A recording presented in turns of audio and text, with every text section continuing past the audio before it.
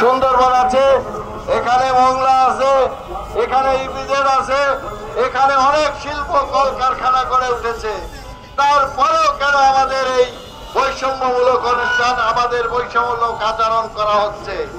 আমরা সরকারের কাছে বিশেষভাবে অনুরোধ করি, আপনারা বাগেরহাটের এই সিদ্ধান্তকে এখনো প্রত্যাহার করুন। অবশ্যই এখান থেকে আরো অনেক, বাগেরহাট থেকে আরো অনেক ছোট ছোট জেলা আছে, যদি কাটতেই হয় আপনার, তাহলে কোথাও এক সিট কাটে দেন, আপনারা বাগেরহাটের সিট কাটা যাবে না। আমাদের দাবি আদায় করা সম্ভব নয়।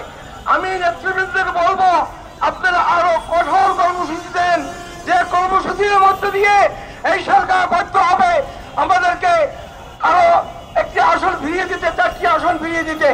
আমি দাবি করতে চাই, আমরা অর্থ তুলবো, আমাদেরকে বাগেরহাটে 5টি আসন দিতে হবে।